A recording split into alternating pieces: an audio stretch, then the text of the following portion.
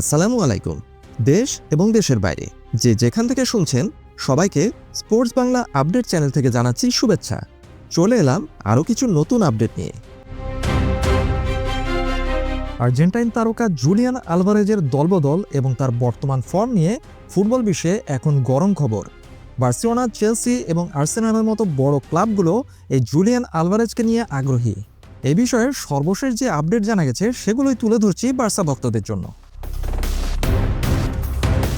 Atletico Madrid বারবার বলছে তারা জুলিয়ান আলভারেজকে বিক্রি করতে চায় না, তবুও তাকে নিয়ে দলবদলের গুঞ্জন থামছেই না।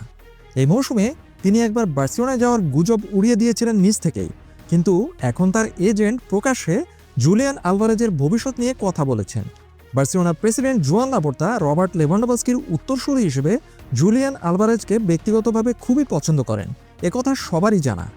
এছাড়াও চেলসি এবং আর্সেনালও তাকে কেনার দৌড়ে যোগ দিয়েছে বলে শোনা যাচ্ছে। যদিও জুলিয়ান আলভারেজের এজেন্ট আগে বলেছিলেন বার্সেলোনার প্রতি দুর্বলতা নেই, এমন আর্জেন্টাইন খুব কমই আছে, তবে এবার তিনি সুর কিছুটা নরম করেছেন। তিনি জানিয়েছেন বার্সেলোনার স্পোর্টিং ডিরেক্টর ডেকোর সাথে তার কোনো বৈঠক হয়নি এবং জুলিয়ান আলভারেজ বর্তমানে অ্যাটলেটিকো মাদ্রিদের চুক্তিতে প্রতিশ্রুতিবদ্ধ, অর্থাৎ তার দল ছাড়ার কোনো সম্ভাবনাই নেই। তবে সর্বশেষ খবর অনুযায়ী 120 মিলিয়ন ইউরো পেলে অ্যাটলেটিকো মাদ্রিদ হয়তো জুলিয়ান আলভারেজকে ছেড়ে দেওয়ার কথা ভাবলেও ভাবতে পারে। তবে কি বরফ গলা শুরু করেছে? একদিকে জুলিয়ান আলভারেজের এজেন্ট অস্বীকার করছেন যে ডেকোর সাথে তার কোনো মিটিং হয়নি, অন্যদিকে এ খবর আসছে যে অ্যাটলেটিকো মাদ্রিদ 120 মিলিয়ন ইউরো পেলে জুলিয়ান আলভারেজকে ছেড়ে দিতে পারে। এ থেকেই হয়তো ইঙ্গিত পাওয়া যেতে পারে যে জুলিয়ান আলভারেজ নিজে থেকে হয়তোবা দলবদলের কথা ভাবছেন। এর পেছনে কি কি কারণ থাকতে পারে? নাম্বার 1, পারফরমেন্সের নিম্নগতি। আর্জেন্টাইন এই সুপারস্টার জুলিয়ান আলভারেজ সর্বশেষ ম্যাচগুলোতে অ্যাটলেটিকো মাদ্রিদের হয়ে যথেষ্ট পারফর্ম করতে পারছেন না।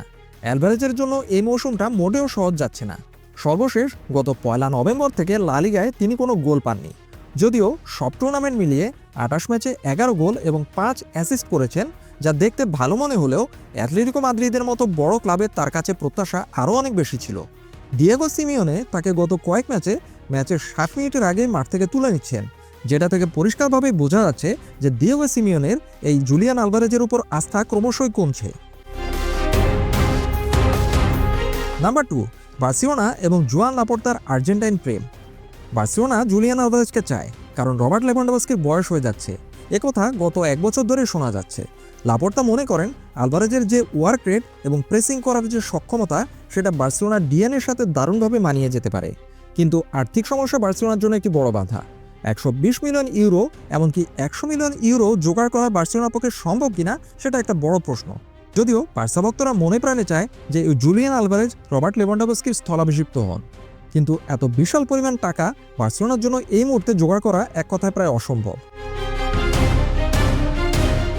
নাম্বার 3, প্রিমিয়ার লিগের বড় ক্লাবগুলোর নজর পড়েছে জুলিয়ান আলভারেজের উপর। প্রিমিয়ার লিগের বড় ক্লাব আর্সেনাল এবং চেলসির জুলিয়ান আলভারেজকে চাওয়ার পেছনে যৌক্তিক কারণ আছে।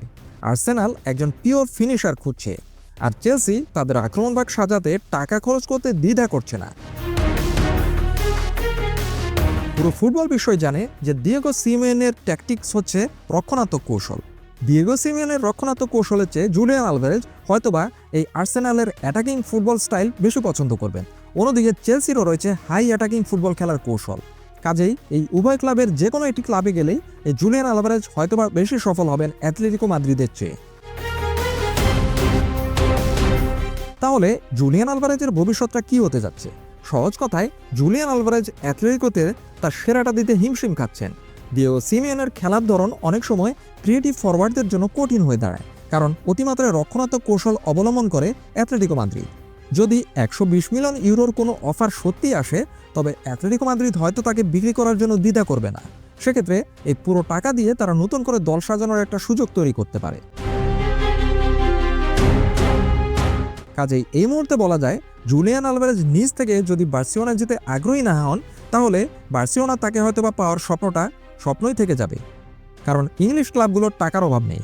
বোঝাই যাচ্ছে নেক্সট সামার ট্রান্সফার উইন্ডো পর্যন্ত এই জল্পনা কল্পনা চলতেই থাকবে। আপাতত এ পর্যন্তই। সবাই ভালো থাকুন, সুস্থ থাকুন, নিরাপদে থাকুন, এই প্রত্যাশায় আল্লাহ হাফেজ।